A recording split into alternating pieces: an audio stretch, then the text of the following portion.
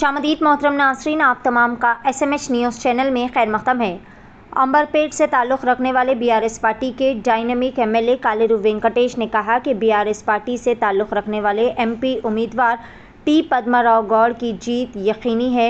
इन्होंने कहा कि सिकंदराबाद BRS MP उम्मीदवार की जीत के लिए अंबरपेट की तमाम आवाम बढ़ चढ़कर हिस्सा लेगी और इनकी जीत को यकीनी बनाएगी। इसी तनाजुर में अंबरपेट के बापू नगर में इंतखाबी मुहिम चलाई गई।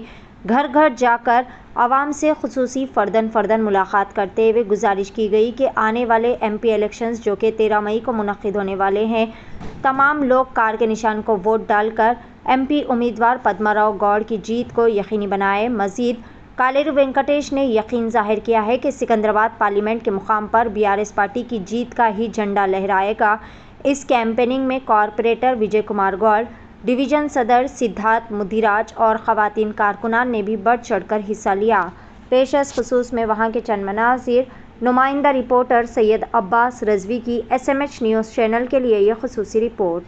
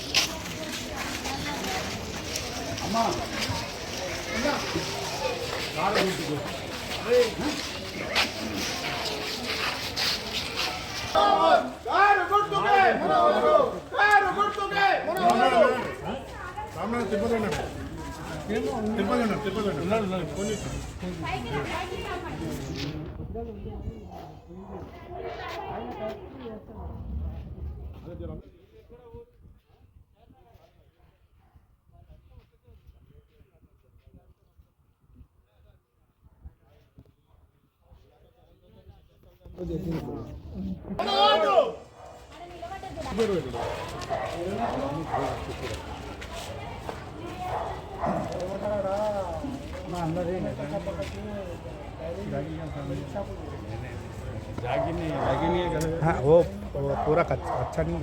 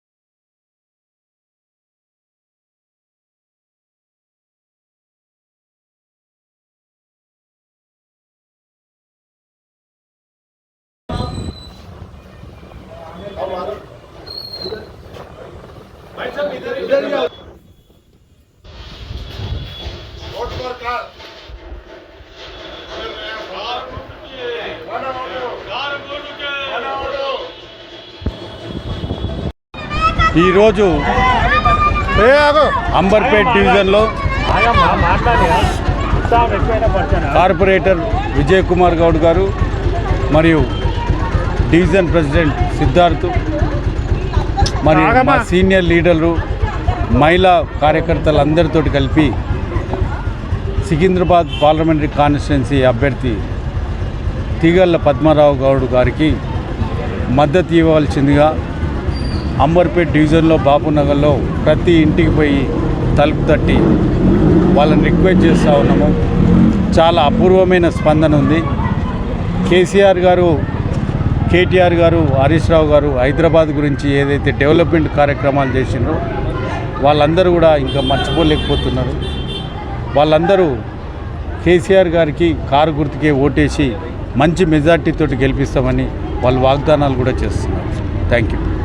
అందరికీ నమస్కారం. ఇవాళ మన కేసీఆర్ ఆదేశాల మేరకు ఇవాళ 18 ఎంపీ అభ్యర్థిగా ప్రచారం నిర్వహించడం జరిగింది. మా అంబర్పేట డివిజన్లో కాళ వెంకటేశ్వర గారి ఆధ్వర్యంలో, మన ఎమ్మెల్యే కాళ వెంకటేశ్వర ఆధ్వర్యంలో ఇవాళ బ్రహ్మాండంగా పాదయాత్ర జరిగింది. అలాగే కార్యకర్తలు, నాయకులు, డివిజన్ ప్రెసిడెంట్లు, జనరల్ సెక్రటరీ, అలాగే మిగిలిన మహిళా నాయకురాలు కూడా అందరూ కూడా బ్రహ్మాండంగా పాల్గొని ప్రజల నుంచి కూడా మంచి స్పందన ఉంది. కేసీఆర్ని ప్రజలు మరవడం లేదు. కేసీఆర్కే ఓటేస్తాము. ఎందుకంటే మాకు 2000 పింఛన్ ఇచ్చింది కేసీఆరే కాబట్టి, కళ్యాణ లక్ష్మి అయినా, షాదీ ముబారక్ అయినా కేసీఆరే ముందుండి పని చేసింది కాబట్టి కంపల్సరీ కేసీఆర్నే గెలిపిస్తామని ప్రజల నుంచి కూడా భారీ స్పందన వచ్చింది. కాబట్టి ప్రజన్న అది భారీ మెజారిటీతో గెలిచాలని ఆశిస్తున్నాము.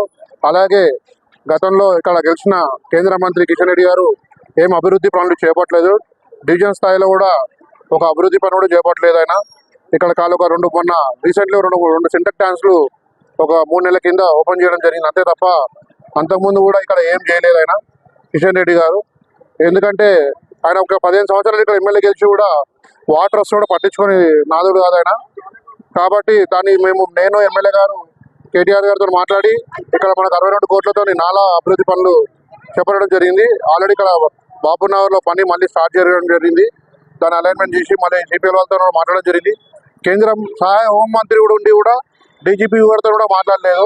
కనీసం సిపిఎల్ వాళ్ళతో మాట్లాడి పర్మిషన్కి దానికి లేట్ అయింది. 1 year 2 years అయింది. దాని విషయంలో ఆయన పట్టించుకోలేదు.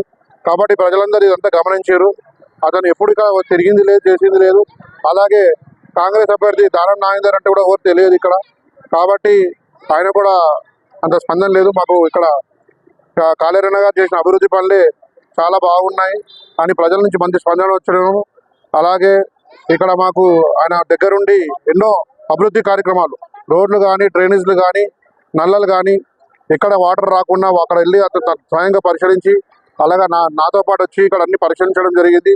నేను ఆయన ఇతర వాళ్ళని పరిశీలించి డ్రైనేజ్లు కానీ, వాటర్ కానీ మన మరమ్మతులు చేయడం జరిగింది. చాలా విషయాల్లో ఒక 70% వర్క్ కూడా జరిగిపోయింది. ఇంకో 30% వరకు డివిజన్లో అభివృద్ధి పనులు చేయడం ఉంది. దాని కూడా ఎలక్షన్ కోడ్ ఉంది కాబట్టి ఆగిపోయినాయి. అవి కూడా త్వరలో పూర్తి చేస్తామని మేము చెప్తున్నాము. అలాగే ఇక్కడ మనకు కాంగ్రెస్ గవర్నమెంట్ వచ్చింది. కాంగ్రెస్ గవర్నమెంట్ వచ్చి మనకు ఏమీ చేయలేదు. కాంగ్రెస్ గవర్నమెంట్ వచ్చినాక మనకు 4000 రూపాయల పింఛన్ ఇస్తాడు. ఇప్పటిదాకా 4000 రూపాయల పింఛన్ కాదు కదా, ఆ 2000 పింఛన్ కూడా మన ఎలక్షన్లోనే అని చెప్పి ఇచ్చిండు. లేకపోతే అవి కూడా ఇవ్వకపోయేది.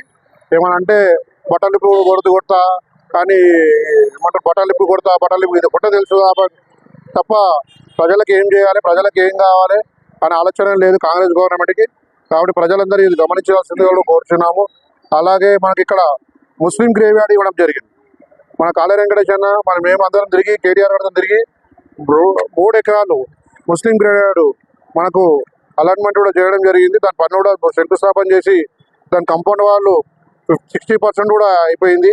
కాబట్టి మైనార్టీ సోదరులను గమనించి మీరందరూ కూడా కాళ వెంకటేశ్వర మన పజ్జనం గెలిపేయాలని, అలాగే పజ్జన్నకు ఓటేసి గెలిపేయాలని కోరుతున్నాం.